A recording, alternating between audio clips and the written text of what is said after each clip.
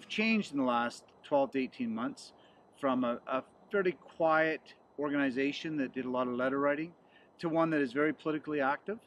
We've got a bit more aggressive, and we've got really focused on our targets. And when I say targets, our funding model that we've been promoting since 1977, but particularly in the last 24 months, is now on the platform of each party that's running in this election and has already been announced with some dollars attached to it. So it's a result of those actions and that more political approach that is getting us those results. And I am proud that our membership and our executive has been behind it. Our board has been very supportive, and now we're seeing the results of that change in our culture. And as a result, we've seen $57.9 million put into BC parks, $27 million for caribou habitat. We've seen the Al Gorley report on moose management. All those things directly related to the advocacy the BC Wildlife Federation has done. For the first time in our history, we're across this province, meeting in town halls, in communities throughout this province, bringing the message to our membership and to the general public of the importance of fish, wildlife, and habitat. And those four things are what we've accomplished this year. And without that resident priority program, the other three would not happen. I'd like to take this opportunity to thank the membership, our board, and our executive, and in particular our staff, for the countless hours that they give, the hard work and dedication, all for the betterment of fish, wildlife, and habitat. It's only through efforts like yours that we'll truly change this province and make it what it once was, and ensure that it stays that way for our future generations and our kids. So from the bottom of my heart, I thank you, the actual soul of the Federation, for what you do. My real interest in my involvement with the BC Wildlife Federation is creating a future that's bright and promising for my children's children and their grandchildren. Does he feel slimy? Does not want to be in there. I think in the past year, the achievement that I think we've made Federation is about collaboration. We've built some incredible relationships with different parts of the First Nations community across the province. I think that's been the most important thing this year. A great example of a collaborative approach to wildlife management for the BC Wildlife Federation has been a project that has been undertaken in the Okanagan Valley. It's called the Garnet Valley Antler Saddle Restoration Project, and it's basically a large area between Peachland and Summerland. And that project has brought together forest lands and natural resource operations, Penticton Indian Band, Peachland Sportsmen's Association, Summerland Sportsmen's, Osceola Fishing Game Club, the Okanagan Guide Outfitters Association. All of these groups coming together, working together on land, both physically and with cash dollars, to basically turn the land back to what it should be for wildlife. Well, just to begin with, I was the fisheries biologist for this region, for the Kootenay region, for some 20-odd years, so I have a considerable background knowledge of what used to take place in the way of fisheries and what occurs now. And there's a great difference. In the heyday of Kootenay Lake fishing in the early 1970s, it was phenomenal fishery. Since that time, we've seen a dramatic decline in numbers of kokanee, by and large because the number of predators, mainly rainbow trout, Girard rainbow trout, and bull trout, have essentially eaten themselves out of a house and home. And we have a situation now where there's very, very few kokanee, and the predators are suffering as a consequence. You couldn't rely on natural reproduction any further, and what was required was to put eggs and or fry into the system, especially putting eggs at the Meadow Creek spawning channel. And we pounded away on that for some time, successfully, I might add. We're involved in communications with the ministry people, a considerable number of meetings and all. Made the point that you have to put more eggs back into the system before you're ever going to see a recovery of kokanee. and we were successful in forcing the ministry to do that. I might add they were very reluctant to want to do that, but now it's recognized that that was the right thing to do. And we brought science to the fore and argued that science should be the determinant for making the decisions that had to be made. It can and does make a difference in fish and wildlife. And if you want to be part of an organization that can be productive as well as proud, then that's for you. That's for you to join. Lead is one of those issues that could result in the closure of a club if they get into lead pollution issues.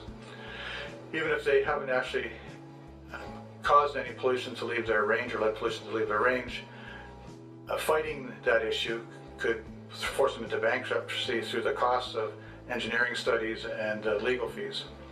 So one of the things that we have done is we conducted a research into the best practices for lead management remediation at outdoor shooting ranges throughout the world, primarily, of course, the United States and Europe.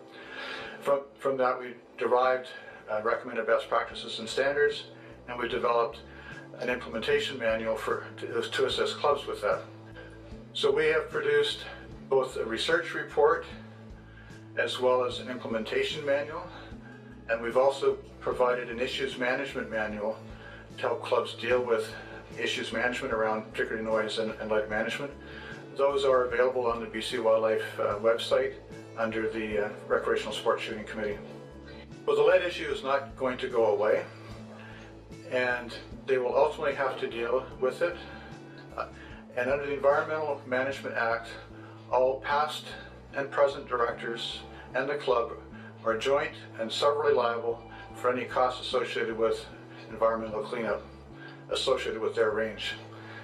So you can pay me now or you can pay me later, but it is going to have to be dealt with. Major achievement of the BC Wildlife Federation through a number of initiatives was to highlight the erosion of natural capital in the province that affects the fish, wildlife, and their habitats. I think nationally we achieved changes to the Federal Fisheries Act. Nationally, we've had input into the Kinder Morgan that dealt with mitigating, offsetting impacts on fish, wildlife, and habitat, and getting the appropriate compensation. Well, I think what is new is that we've been involved in area-based discussions on wildlife sustainability with government and First Nations. Certainly that's new. I think governments have changed their attitudes in First Nations issues rather than having them behind closed doors on a government-to-government basis. A is refreshing, B, it provides more transparency, and C, it provides more trust for all parties. The BC Wildlife Federation Conservation app was developed to put the power of a mobile phone and social media, citizen science in the hands of people who care about fish and wildlife and the environment. The challenge that we're running into was that people would see things that would happen and they weren't able to collect the evidence or to show the conservation officers exactly what had occurred. So what the conservation app does is it solves a number of challenges. It helps people contribute to the resource. It makes them feel like they own it, and then it also gives enforcement agencies better information and timely information about infractions. People can support the app, first of all, by downloading it.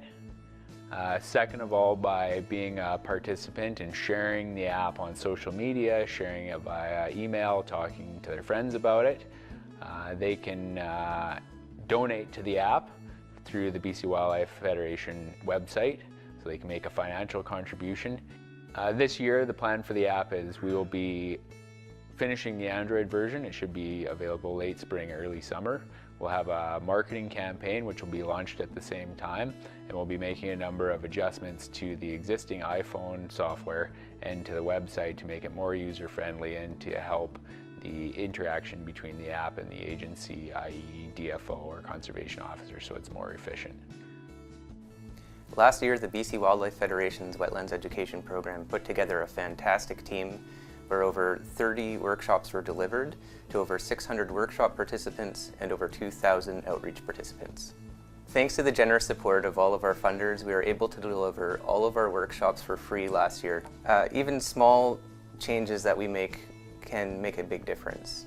We work on a lot of small projects sometimes, and these can have a tremendous effect for the community.